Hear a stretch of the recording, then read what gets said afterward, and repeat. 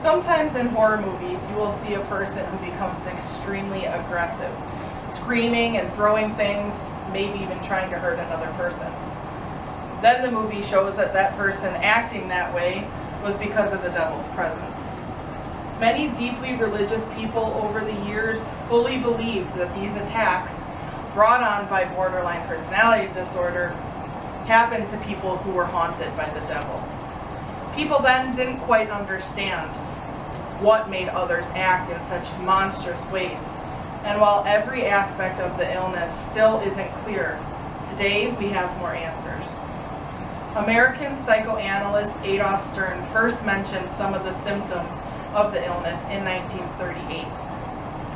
He referred to his group of patients with the disorder as the borderline group, which is where it got its name, borderline personality disorder, or BPD for short. Several psychoanalysts did studies and research following Stern's discovery of the disorder. And after learning as much as I can about this illness I was diagnosed with, I can assure you that none of those studies show that BPD patients had the devil inside them. You can now relax and know that I'm just a normal human with a mental illness. Today I will share with you the real reasons behind the actions of those with the disorder and show you that it's a manageable illness. You will learn what BPD is and how it affects the person who suffers from it, what loved ones can expect and ways to effectively deal with any given situation, and how to tell if the person suffering needs help and how to go about seeking it for them. Before we can fully understand borderline personality, we must learn exactly what the illness is and how it affects the person who is suffering from it. In our case, that person is me. I'm sure since I've been diagnosed, we've all wondered, what exactly is borderline personality disorder? What does it mean?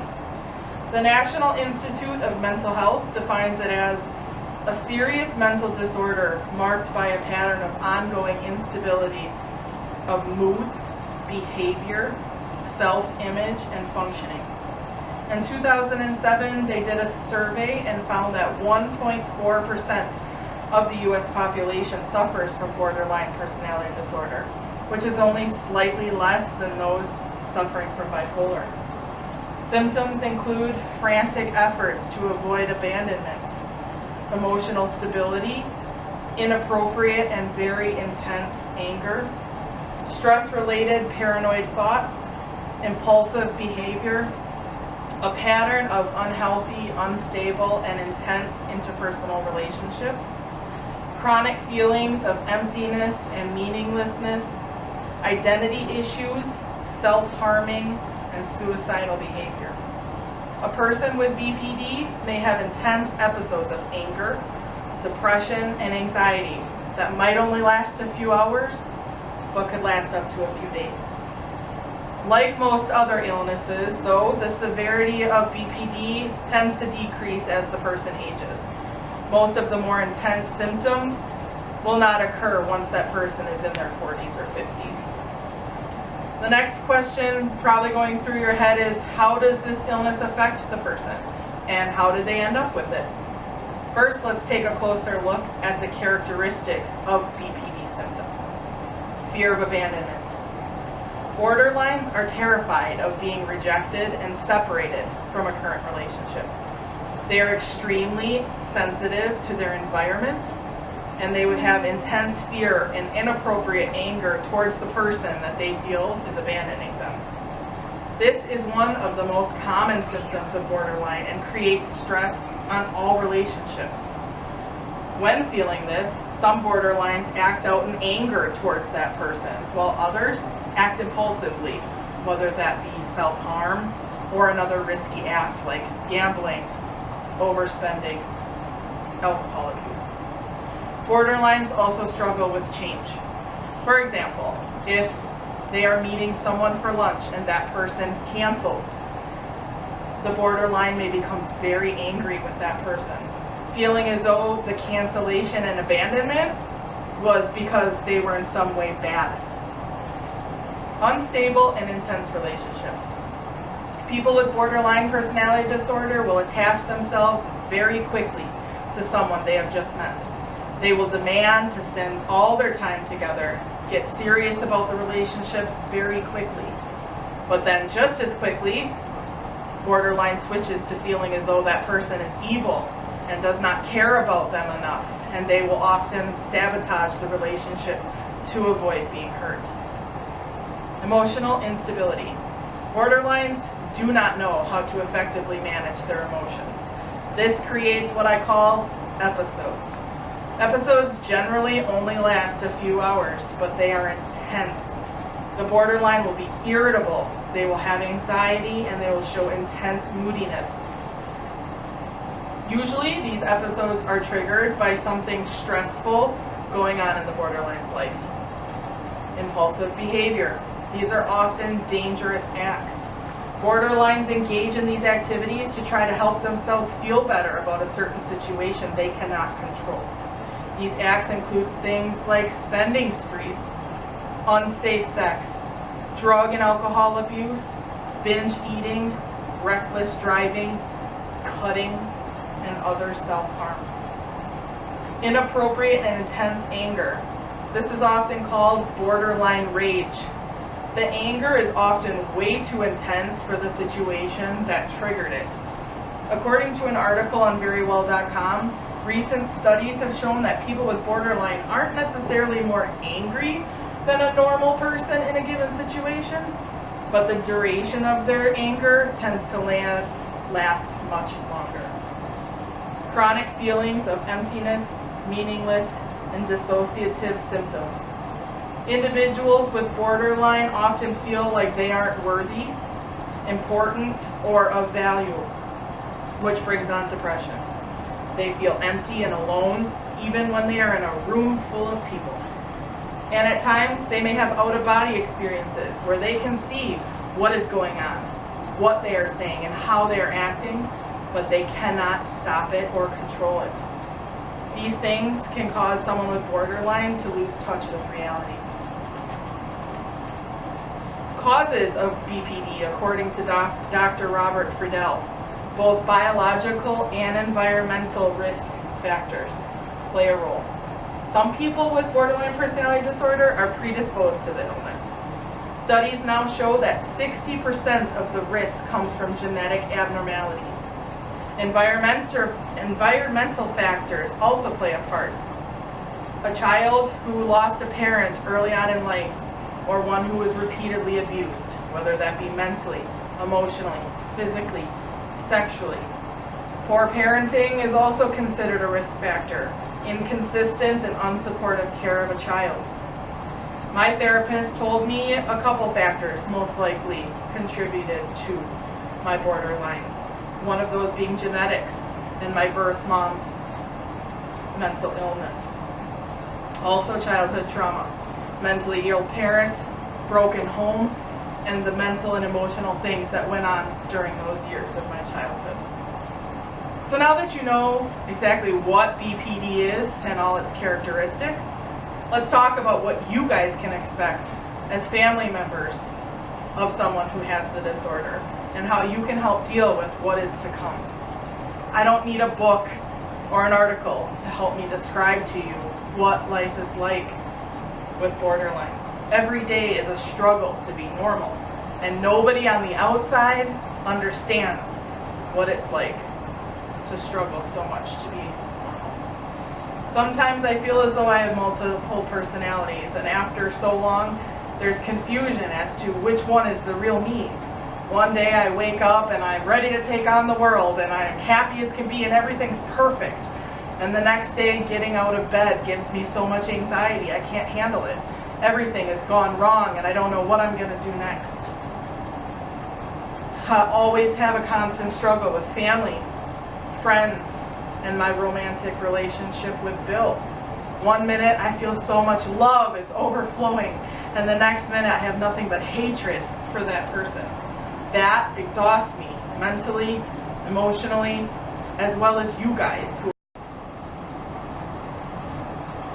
Anxiety created by all of these irrational things that are constantly going through my head eventually causes the freakouts and panic attacks. My impulse spending and money problems. It makes me feel good in the moment. Looking forward to being able to just buy something makes me feel good. I regret it later, and I understand the problems, and I see the problems it causes, but in that moment, it's the one thing that makes me feel normal. Depression, sometimes internal, and sometimes very noticeable. Generally, it leads to more episodes because I'm so depressed I don't understand how to handle it, or lack thereof. I feel so empty and numb that laying in bed is the only thing that I can think about doing as a functioning human. Professional counselor Kathleen Smith wrote an article called "When Your Loved One Has Borderline Personality Disorder," and in it she states, "Dealing with borderline personality disorder requires skills for de-escalating crises and fostering independence in your loved ones. With the right tools and community strategies, it is possible to help that loved one recover." There's lots of conflict and crisis. Loved ones need to stay calm and as relaxed as much as possible. Borderlines do need to take responsibility for their own actions, and having BPD doesn't give us a constant excuse. But many times our actions are not able to be controlled in that moment, and that's something our loved ones need to understand. Crisis mode. Know that it does not last long, and learn what things should and shouldn't be said during those crisis modes. Nothing important, nothing that might trigger the borderline to make things worse. Recovery. Constantly asking if I'm taking my meds, if I'm still seeing my counselor, or bringing up the fact that I am or am not acting in a way that might be having an episode does nothing more than more mental damage. Less talk about how I'm doing, good or bad, is best. I want to feel normal, like I am still a normal person having a normal life, and not being constantly reminded that I have an illness. Episodes. Things said during these episodes may hurt you and insult you. Do not take the things borderline say personally, and resist the urge to get defensive and fight back. It just makes the situation worse. Be supportive, even when you don't want to be in that moment. If a borderline feels like they're being heard, it will most often prevent that episode from escalating. You don't always have to agree with everything I say, but if I feel like you are there for me and I can talk to you, I may be able to avoid a full-blown outrage. Nodding your head to things I'm saying, or just letting me know that you're there and you are listening to me is extremely beneficial. Some full-blown episodes include temper tantrums and yelling, and they are best handled by letting me know you love me and you want to talk about it and get through it, but it needs to be done when things have calmed down. Leave it at that. It will allow me time to process and think and calm down. As family of someone with a mental illness, you may feel overwhelmed at times, and that is normal. The constant ups and downs take an emotional and a mental toll on the body. Help Guide gives you, the loved ones, the 3 C's rule. Oftentimes, these episodes make you wonder what you did or said to possibly make this borderline so angry, or that maybe you deserve the things that they said to you. Remembering the 3 C's help you know that that family member is responsible for his own actions. It's not your fault. The 3 C's are: I didn't cause it, I can't cure it, and I can't control it. Also involving other family members to help take some of the burden off of you. If you're the one dealing with these episodes over and over, tell Dad. Get somebody else involved to help you take on what's going on. So, you have learned the symptoms and causes of borderline personality disorder, and you have an idea of what life is like for a borderline. You even know a bit more how to handle the situations that may come about with someone who has BPD. But what happens when the borderline you love starts behaving destructively? Alcohol abuse, excessive spending, self-damaging acts. Worse, what do you do if they threaten to hurt themselves? Destructive behavior may mean they're not taking their medication, or they've stopped seeking counseling, or possibly that something is triggering them. Dr. Friedel says in his article for loved ones that oftentimes episodes or problematic behaviors are triggered by something else going on, stressing the borderline out. These triggers need to be identified so that the situation can be more effectively handled now and in the future. When an episode has escalated and the loved one is very angry, stay calm. Tell them you love them. You guys can talk later. Leave the room and take anyone else in that room with you. Sometimes that borderline needs to be alone to calm himself down. Some self-harm acts aren't as noticeable and are usually a sign that the borderline isn't able to verbally express emotion. Some things to look for include scratching of the skin, eating less or refusing to eat at all, or isolating themselves from friends, family, and everyone around them. Never ignore a threat or intent to harm oneself or someone else. If you feel like your loved one is at risk for suicide or other harmful behavior, do not leave them alone. Stay calm. Dr. Smith from psychom.com says that not all threats warrant a call to 911. Sit with that person and ask them what they would like to do about the current situation. Do they want to call their therapist? Do they need to call a suicide hotline? Or would they like to walk with you to the ER? If they aren't able to come to a decision and you feel their life is at immediate risk, you call 911. Can you see now that I'm not possessed by the evil red creature with horns and a pitchfork? People who suffer from BPD continually struggle to manage their everyday emotions, creating the intense mood swings and anger, chronic abandonment fears, and irrational behaviors, and it leaves them feeling helpless and off-balanced. Help Guide says family members of someone with BPD often describe life with that person as an emotional roller coaster with no end in sight. But with a supportive family, talk therapy, and sometimes medication to control other small issues like anxiety, people with BPD can live a good life. You all becoming better educated on borderline personality, learning how to effectively handling me during my sometimes over-the-top episodes is a huge part in me managing this disorder and living the happiest, most fulfilled life I'm able to. I thank you all for having my back and loving me even when I'm at my worst. Thank you.